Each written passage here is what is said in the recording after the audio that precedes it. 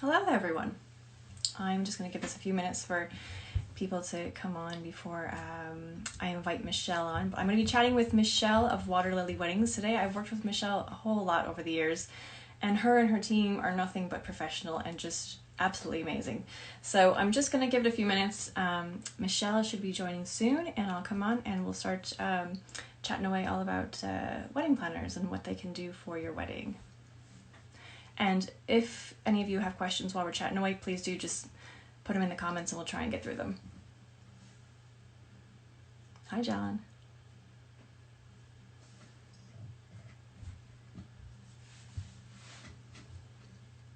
This is my first live, by the way.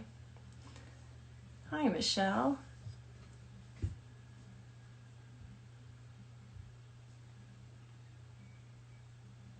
All right. I think we have Michelle popping on now.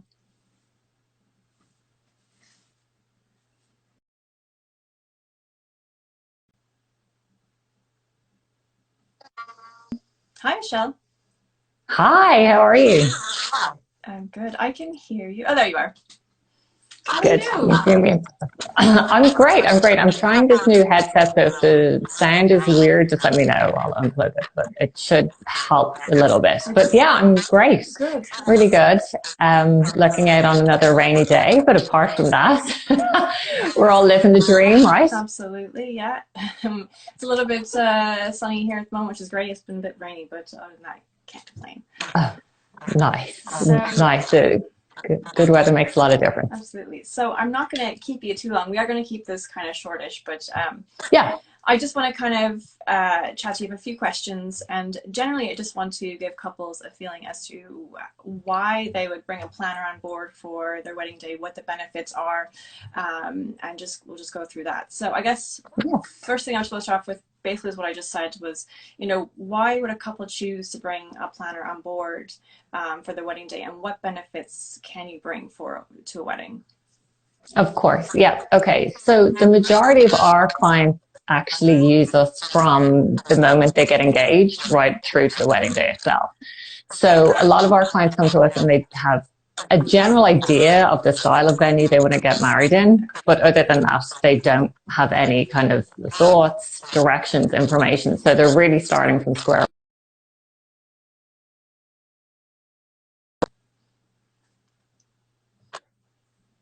Help them contract the venue, and then right through every element. So that's if they're getting legally married, help them with this. I don't know if it's from my end or your end, Michelle. If anybody else, can you? Did it break up? Yeah, I don't know if it's from my end or your end. If anybody else can has trouble seeing, just I could still see you okay.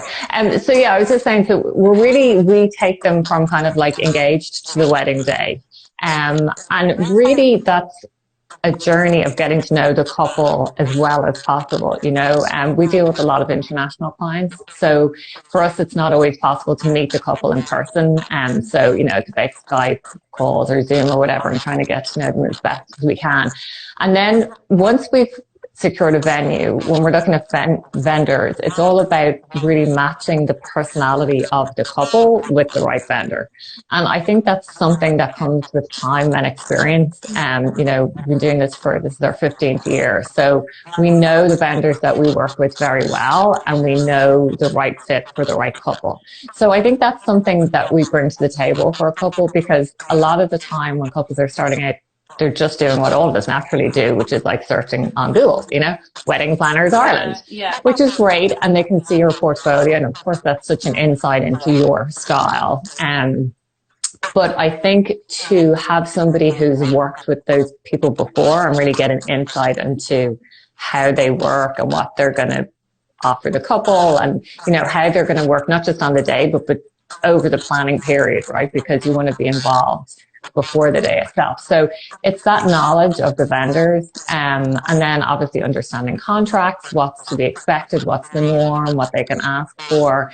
And then sometimes cultural norms, like a lot of people ask us, like, can we ask for a discount? Like, do you barter in Ireland? And things like that. Like, people are unsure of that. And then even simple things like on the day, like, who do I tip? Who, you know, those kind of things, just like helping bring clarification, I think, to the different elements of the day as well is hugely important. And then I think from the feedback we got from our couples, the most valuable element of what we do, I think, is being there on the day. So like having somebody just to like literally hand everything over to and not have to worry about a single thing is the thing that they always come back to us afterwards. And we kind of do the exit interview, you know, a couple of weeks after the wedding.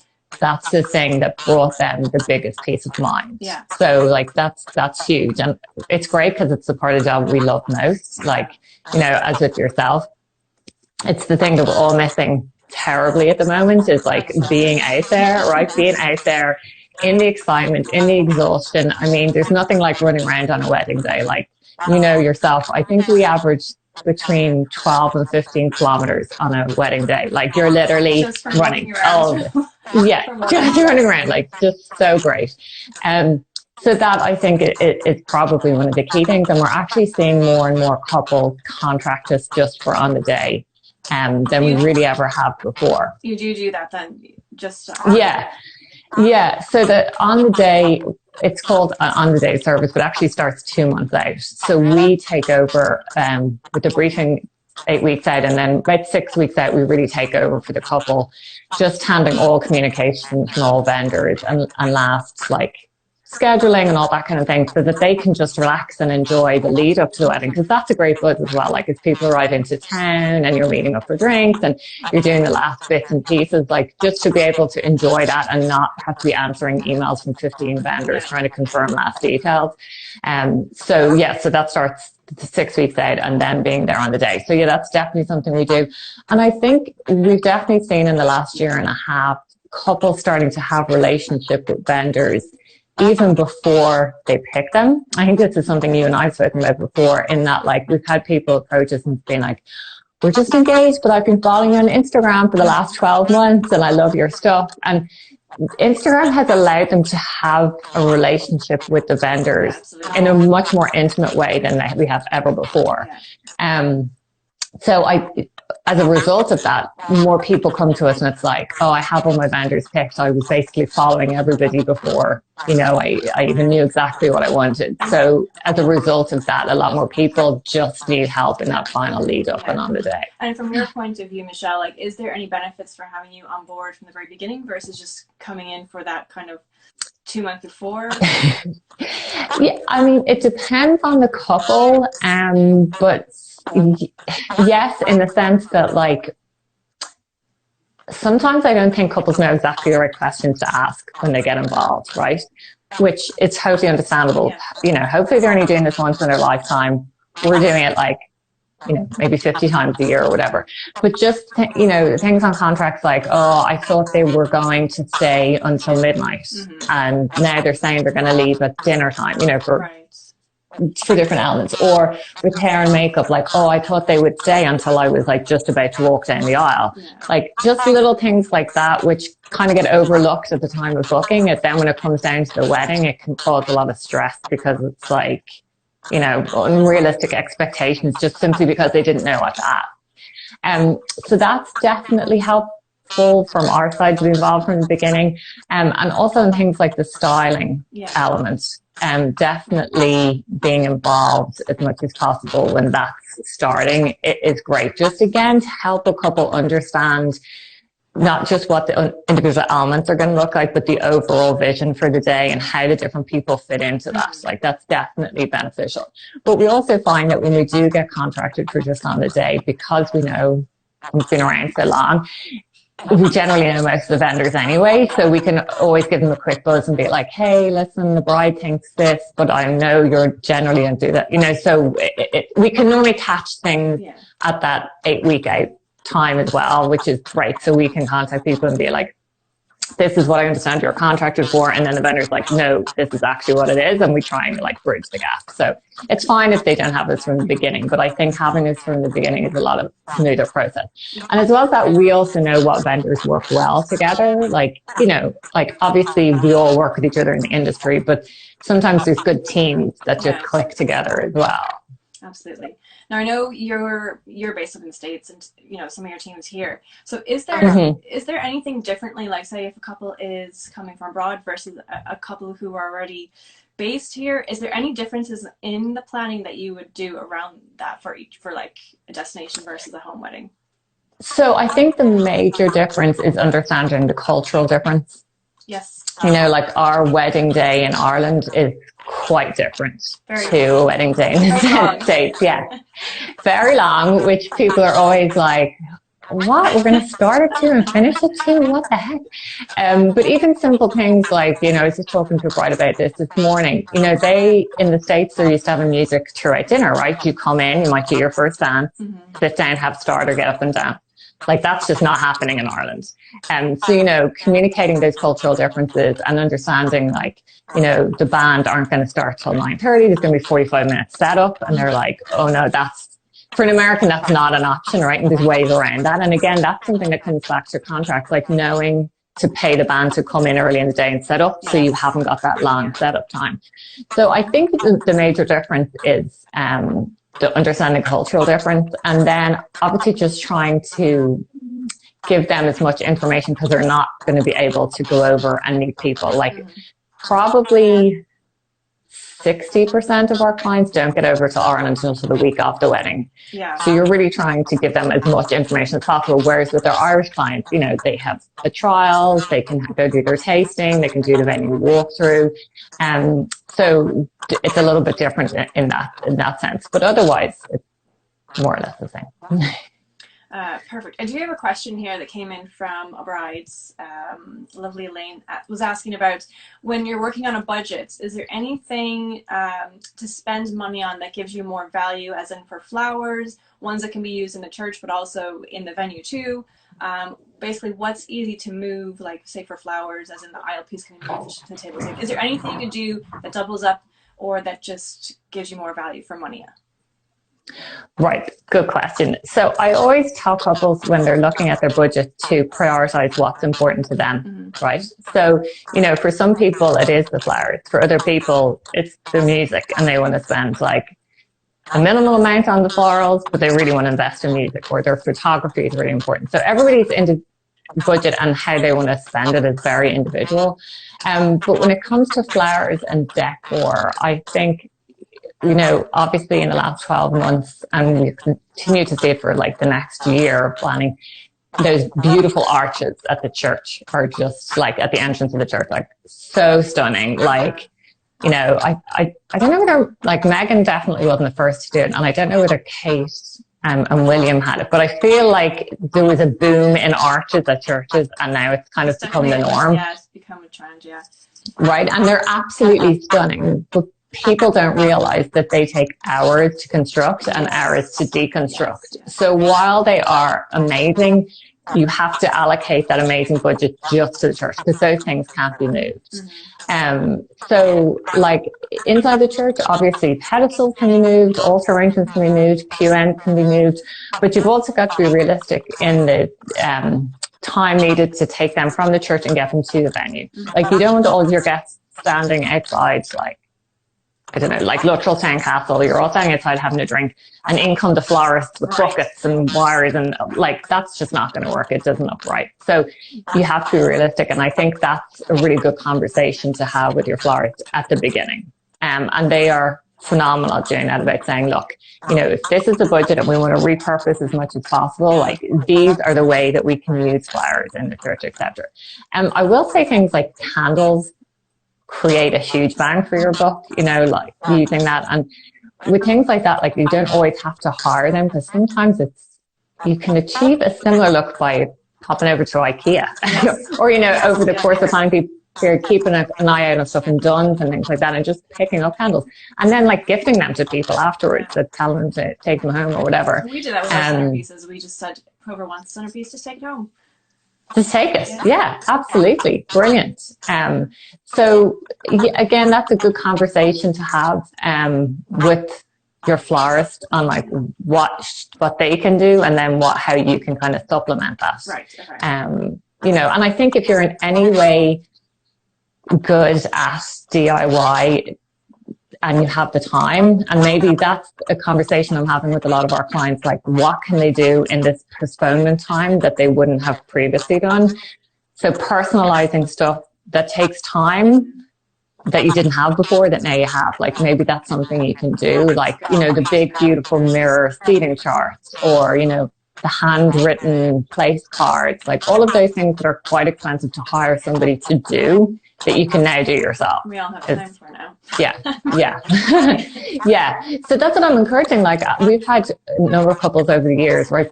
Really beautiful personal letters to each guest, and you're thinking, where did they ever have the time? But on the day, seeing the guests receive them, amazing, like just so beautiful. So I think to do stuff like that now when we have the time is brilliant. And you know, that could be a feature on your place setting, you know. So another way of kind of saving on budget.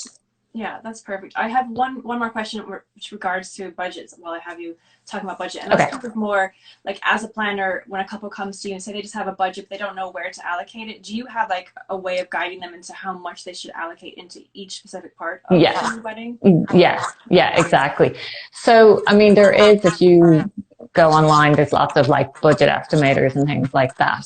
But we would always supply our clients with kind of like the average. So if you take, for example, a cake, right? So you can spend $400 on a cake, you can spend $1,200 on a cake. Most people nowadays spend about $400 or $500 on their cake, depending on the style they're going for. So we would take a little bit of information from the couple and then try and give them the average for what they're trying to achieve.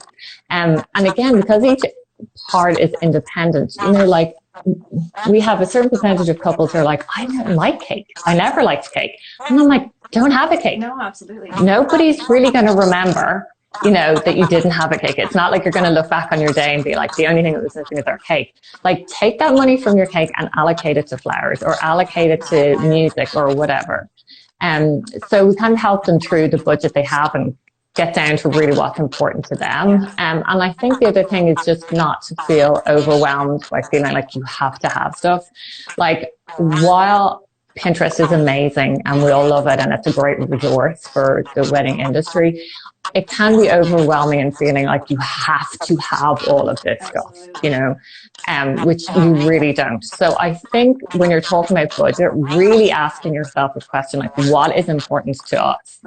Is really important. And then, we try and help them when they have a restricted budget or whatever, like what can they do to enhance that budget? And what can, you know, how can they work with the supplier or the vendor to kind of maximize what they're going to be able to do. So these are just good conversations, you know, and I mean, you know, people in the industry, we all want people to have the best possible day that they can have. And we have knowledge and experience of what we can do to make that happen, because not every wedding is the same. And we certainly don't approach weddings with like a cookie cutter mentality. Do you know what I mean? Like, we're always like, okay, well, we can't do that. Let's do this. Or what if I come 2 hours later, but we do this instead? You know, like you can always work around budget, I think. Yeah, perfect.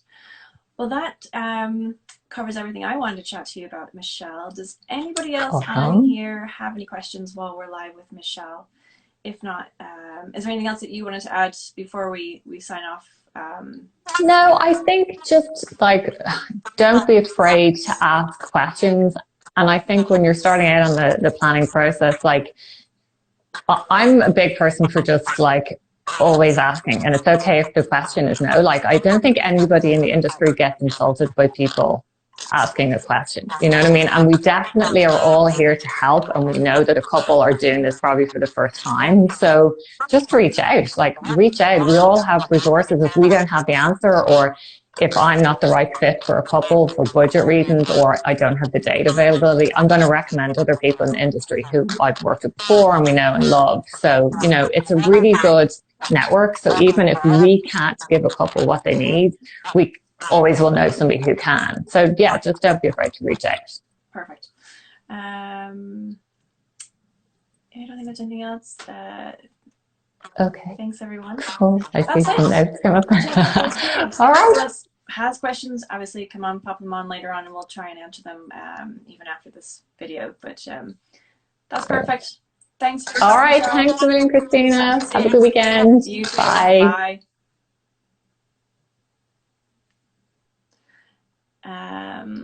So that's it for me. I'm going to sign off now. Thanks everybody who joined. And I'm sure I'll be back on here again soon for another live chat. I've got a few other people lined up in the wedding industry that I'll chat to, but I'll announce those later on. So thanks very much. Bye everyone.